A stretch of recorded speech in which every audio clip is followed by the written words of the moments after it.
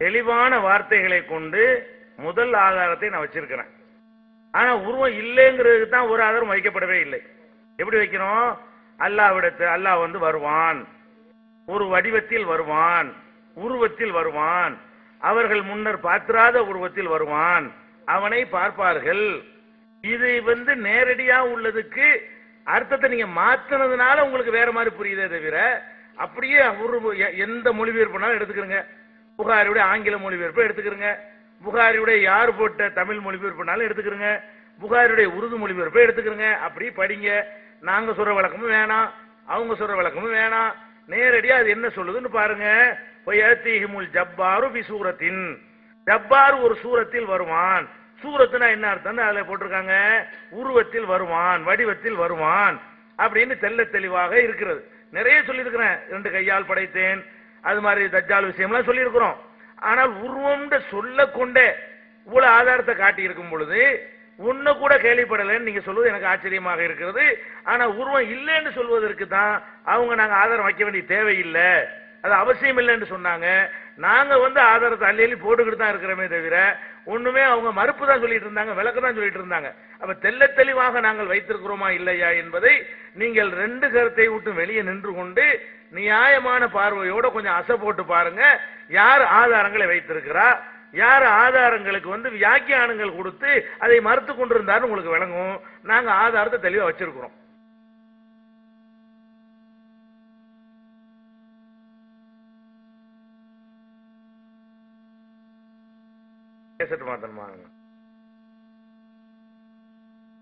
இதுல உண்மையை அறிந்து கொள்ற வகையில் அந்த கேள்விகள் அமைச்சு கொண்டீர்களே ஆனால் பயனுள்ளதா இருக்கும்.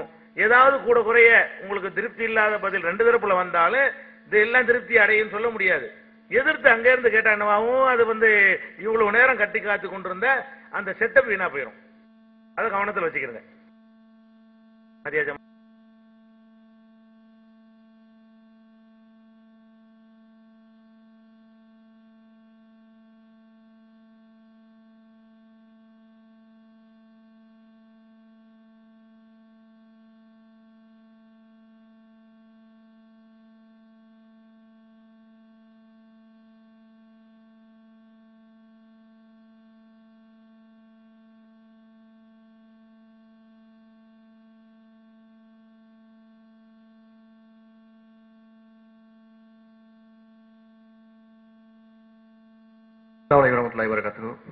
என்னுடைய கேள்வி சுன்னத்துல் ஜமாத் ஷேக் அப்துல்லா ஜமாடி அவருக்கு. அதாவது வந்து மஹ்ஷர் நாளில் வந்து நல்லவர்கள் எல்லாம் அல்லாஹ் சுப்ஹானஹு வ தஆலாவுடைய வலது புறத்திலே இருப்பார்கள் அப்படின்ற மாதிரி ஒரு ஹதீஸ் சொல்லப்பட்டது. வலது புறத்துல இருக்கிறாங்கன்னா ஏதோ ஒரு பொருளோ உருவமோ ஏதோ ஒரு விஷயம் இருக்குமானால், ஒரு 2 டைமென்ஷனல் ஆப்ஜெக்டோ ஒரு 3 டைமென்ஷனல் ஆப்ஜெக்டோ ஏதோ ஒரு ஆப்ஜெக்ட் இருக்கும் என்ற பட்சத்தில் தான் அதற்கு வலது இடது என்று ஒன்று இருக்கும். இப்போ வலது புறத்தில் இருக்கும் என்கின்ற பட்சத்தில் ஏதோ ஒரு உருவம் இருக்கிறது என்ற அர்த்தம் தானே வருகிறது. அப்ப அல்லாஹ்வுடைய வலது புறத்தில் இருக்கிறது. அதே மாதிரி சொல்லப்படுது நபிகள், அதாவது பாவம் அல்லாஹ் தஆலா உலகத்தை படைத்து விட்டு உங்கள் மீது கோபத்தை காண்பிப்பதை விட கருணையை அதிகமாக காண்பதை விதியாக்கி கொண்டு அதன் தன்னுடைய ஏட்டிலே எழுதி கொண்டான் என்றது போலாம் இருக்கு. அப்போ அந்த உருவம் இல்லை, அந்த கையை வைத்து எழுதியது போல தானே இருக்கு. இது ஒரு பாமரன் அவ்வாறு தானே புரிந்து கொள்வான். இதற்கு ஏன் அதிகப்படியான விளக்கங்களை கொடுக்கிறீர்கள்? இதற்கு நேரடியான விளக்கத்தை சொல்லும். இறைவனுடைய வலது பக்கமாக நல்லடியார்கள்லாம் மறுமையில் இருக்கிறாங்க. அப்படிங்கும்போது வலது பக்கம் தானே இருக்குது, அப்படியே அர்த்தம் வச்சிட வேண்டியதானே. அப்படி இல்லைன்னா வேற அர்த்தம் வைக்கிறாங்க, என்ன அர்த்தம் அப்படின்னு கேட்கிறாங்க. யமீன் ரஹ்மான் இருக்குங்க, இது வலது பக்கம் அப்படிங்கிற அர்த்தம். பொதுவாகவே இந்த வலது அப்படிங்கிறத குர்ஆன்ல நீங்க பார்க்கலாம், நல்லவைகளுக்கெல்லாம் அது யூஸ் பண்ணப்படும். நாளை மறுமையில இந்த பட்டோலை கொடுக்கப்படுறது கூட வலது கையில் யார் கொடுக்கப்பட்டாங்களோ அவங்க எல்லாம் வெற்றிக்குரியவங்க, இடது கையில் கொடுக்கப்பட்டவங்க அவங்க எல்லாம் தோல்விக்குரியவங்க இருக்கும். இது ஒரு அடையாளம். அல்லாஹ் தஆலா வந்து இந்த நல்லவர்களை வலது பக்கத்துல உள்ளவங்களாக கூறி காட்டுறான். அது ஒரு சிறப்புங்கிறதுனால. ஏன் யமீன்கிற வார்த்தைக்கு பரக்கத்துன்னு ஒரு அர்த்தம் இருக்குங்க. ஆனா இதை வச்சுக்கிட்டு அல்லாஹ்வுக்கு கை இருக்குது அப்ப நம்ம சொல்லவே கூடாதுங்க. பொதுவா வலது கை அப்படிங்கிறது பிரத்யேகமான ஒரு தன்மை காமிக்கும். நம்ம கூட இப்ப சொல்லுவோம், எல்லா லாங்குவேஜிலும் உள்ளதான் இது. இவர் அவருக்கு வலது கை அப்படிம்போம். அவருக்கு ஏற்கனவே வலது கை இருந்துகிட்டு தான் இருக்குது. இவர் அவருக்கு வலது கைன்னு சொன்னா இவர் இன்னொரு கையா மாறினான்னு அர்த்தம் அல்ல, இவர் அவருக்கு துணையாக இருக்கிறார் அப்படின்னு அர்த்தம். அதே போல உங்களுக்கு நான் எந்த வயதிலும் உதவியா இருப்பேங்கிற உங்களுக்கு வலது கையா நான் இருக்கிறேங்க அப்படிமோ அப்படின்னா உங்களுக்கு உதவியா நான் இருக்கிறேன் அப்படின்னு அர்த்தம். அல்லாஹ் தஆலா தன்னுடைய வலது பக்கமா வைப்பான்னு சொன்னா அவனுடைய பிரத்யேகமான தனி கவனத்தை செலுத்துறான், பிரத்யேகமா அல்லாஹ் தஆலா அவங்களுக்கு உதவி செய்யறான் அப்படிங்கறதுதான். இப்படிதான் புரியணும். இது எல்லா லாங்குவேஜிலும் இருக்கிறதுதான். தேவைப்பட்டா இந்த மாதிரி அர்த்தம் வைக்கலாங்கிறத எல்லோரும் ஒப்புக்கொள்ளதான் செய்யறாங்க. இப்படி அர்த்தம் வச்சுட்டா எந்த பிரச்சனையும் இல்லை. ஏன் வலது பக்கத்திற்குரியவர்கள் சிறந்தவர்கள்ங்கிறத குர்ஆன்ல பல இடங்கள் நம்ம பார்த்துக்கிட்டு தானே வர்றோம். அப்ப அல்லாஹ்வுடைய வலது பக்கத்தில் சொன்னா இவர்கள் எல்லாம் சிறப்புக்குரியவர்கள், அல்லாஹ்வுடைய உதவிக்குரியவர்கள் அப்படிங்கிறதுக்கு அர்த்தம் வைங்க. அப்படித்தான் அர்த்தம் வைக்கணுங்கிறத அந்த ஹதீஸுடைய கடைசி வாசமா அறிவிக்குது. கில்தா எதைஹி யமீனுன், இறைவனுடைய இரு கைகளும் யமீன் என்கிறது தான், பரக்கத்துங்கிறது தான், நல்லதுங்கிறது தான். அப்படிதான் நம்ம சொல்றோம்.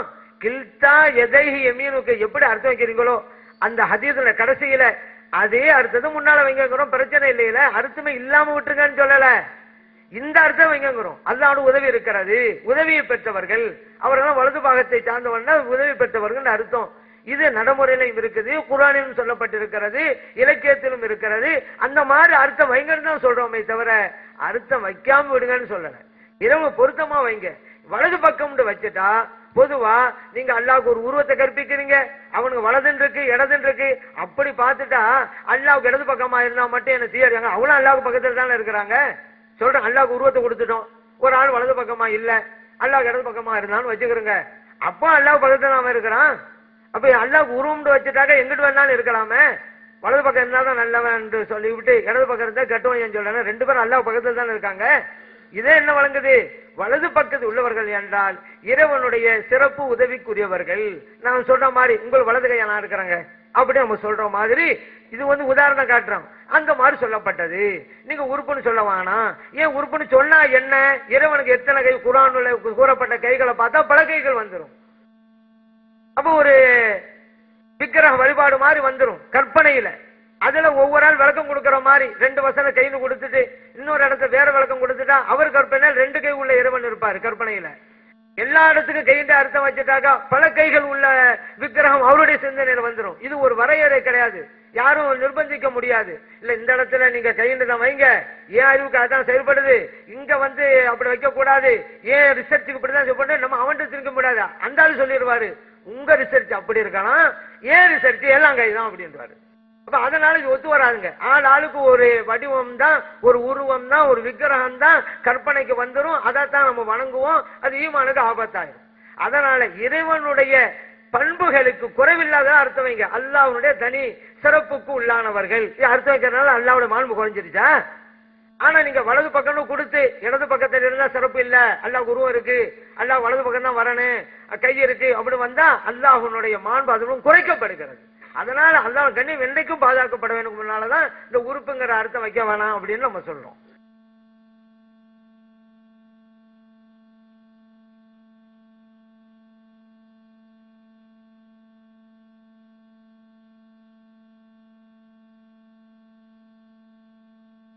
பேர் அஹமது கபீர். என்னுடைய கேள்வி பிஜே அவர்களுக்கு. கோவை சேர்ந்தவன். அல்ஜன்னத்துடைய இதழ்ல எஸ் அலாவுதீன் ஹஜ்ரத்துடைய அந்த கேள்விக்கு தாங்கள் பதில் எழுதுகின்ற போது அர் ரஹ்மான் அல்-இஸ்தவா வசனத்துக்கு அமைந்தான் என்ற பொருள் விரிவான அர்த்தத்தை கொடுக்கும், அமர்தான் என்பது குறுகிய அர்த்தத்தை கொடுக்கும் என்று சொன்னீர்கள். அன்றைக்கு சொன்னதுதான் இன்றைக்கும் நான் சொல்கிறேன் என்று சொன்னீர்கள். உங்களுடைய தர்ஜுமாவில இன்னைக்கு என்ன அர்த்தம் எழுதியிருக்கீங்க என்பதை இந்த சபையில் காட்டுமாறு அன்போடு கேட்டுக்கொள்கிறேன்.